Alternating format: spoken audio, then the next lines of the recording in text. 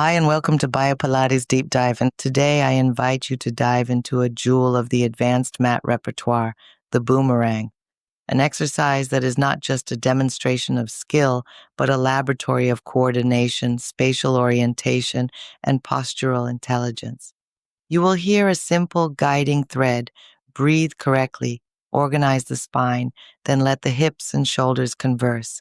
If everything synchronizes, the movement becomes clear, light, almost inevitable. Settle yourself. Sit on the mat, pelvis vertical. The legs are long in front of you, in lateral rotation and abduction, one crossed over the other. The trunk gently curls forward as if you wanted to look over the thighs without collapsing the abdomen. The arms rest on each side, palms on the floor. Already here, you lay the first stones. The transverse abdominis closes, the deep pelvic wall awakens, the rib cage opens laterally without raising the shoulders. You are ready. Inhale to prepare. Feel that the air does not break the posture. It stretches it, it installs it. As you exhale, keep the distance between the sternum and the thighs. Maintain the C shape of your spine and begin a rolling back. You roll high on the upper dorsal region, never on the neck. The legs pass over the head, parallel to the mat. Gravity tries to seize you, but your center holds you. Inhale. Open the legs slightly wider than the shoulders, then cross them in the other direction, still in lateral rotation, like two ribbons exchanging their place. Exhale. Maintain the global form. Return forward to a beautiful balance in V.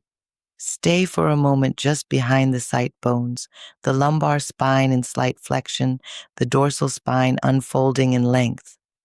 The arms reach towards the feet, palms towards the floor. The gesture lengthens, but does not break. Inhale again and let the arms draw circles to the sides and behind. The palms face each other. The scapulae glide without detaching from the thorax. Exhale, recurl. Roll forward and return to the starting position with the arms extending backward as a measured counterweight. Everything is a matter of continuity, breath, support, center. To understand why this works and why it sometimes complicates, let's talk about the actors. The target muscles are, of course, the deep abdominals, the transverse, which compresses and stabilizes the lumbopelvic region, the pelvic wall, which supports this inner pressure, the rectus abdominis, and the obliques, which create and maintain spinal flexion during most of the sequence, then lighten the lumbar spine in the V position.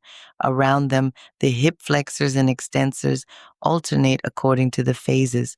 The lateral rotators and adductors keep the pelvis-femur relation coherent. The erector spinae lengthen in the high phase so that the dorsal spine stretches without collapsing the pelvic tilt. Finally, the scapular stabilizers, serratus anterior, middle and lower trapezius, rhomboids, ensure that the arm circles enrich rather than disturb your axis. And then there is the discrete but decisive trio at the back of the thigh, the hamstrings. The biceps femoris, biarticular, inserts proximally on the ischial tuberosity and ends distally on the head of the fibula. It contributes to hip extension, flexes the knee, and with a flexed knee, orients the leg in external rotation. The semitendinosus, which also attaches to the ischium and ends with a long tendon on the medial part of the tibia, flexes the knee, brings it into internal rotation, and participates in hip extension. The semimembranosus, broader and flatter, inserts on the ischium and ends on the posteromedial tibia. A solid stabilizer, it supports the medial side of the knee while co-controlling hip extension. In the Boomerang, these three finely modulate the position of the legs during elevation, regulate the pelvic tilt during the backward rolling, and secure the passage toward balance in V. Without them, the leg collapses, the pelvis tilts too much, the lumbar spine hollows or compresses. With them, the leg-pelvis line breathes and remains held. The heart of the exercise is the coordination breath movement. Exhalation is not a simple breathing out. It closes the central cylinder, increases intra-abdominal pressure, locks the lumbopelvic junction, and allows you to roll without throwing yourself backward. Inhalation is not a letting go. It opens the rib cage, fluidifies the abduction of the legs and the circles of the arms, while keeping enough tone not to lose the scapulae. Alternation, nuance, listening, this is the internal grammar of the boomerang. Let us return to the sequence with sensations to search. In preparation, invite the base of the skull to glide far from the atlas. Release the neck. Widen your clavicles. Feel the scapulae suction cupped on the cage. On exhalation, do not throw the trunk backward. Let the spine curl segment by segment, as if each vertebra wanted to settle in its place on the floor. When the legs pass beyond the head, keep them parallel to the mat and long to the toes. Inhale to open. Abduction happens at the hips, not at the knees. The reverse cross lands smoothly. On the way up, imagine your sternum moving forward between the thighs while your sacrum stays heavy. You do not come up through the lumbar spine. You come up through the center. The V is neither tense nor soft. It holds because it is distributed. The gaze is soft, the scapulae stable, the breath continuous.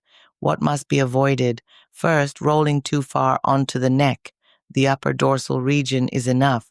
Next, losing the slight lumbar flexion in the V.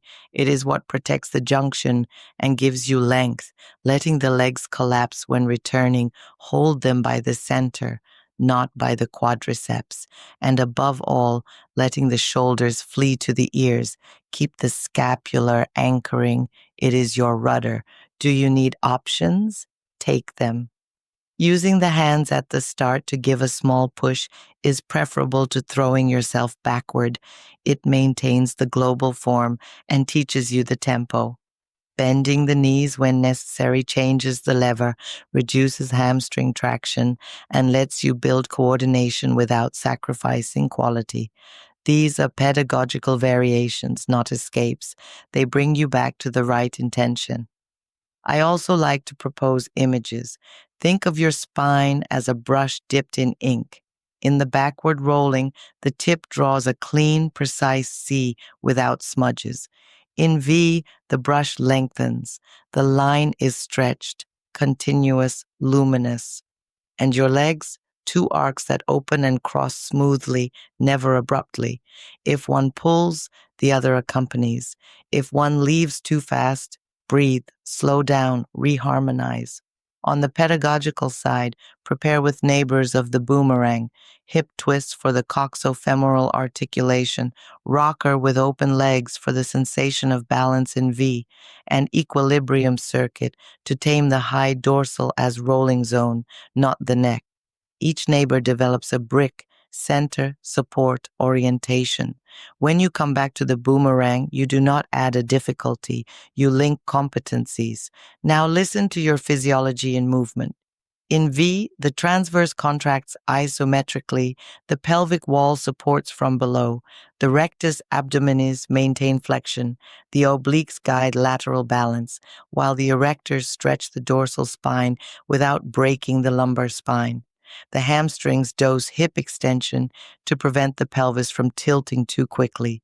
The lateral rotators and adductors co-organize rotation and abduction so that the cross remains in the hip, not in the knees. The scapular stabilizers anchor the ensemble so that the arm circles nourish the posture instead of disturbing it. Nothing is isolated, everything converses. If you're prone to tensions, come back to the breath.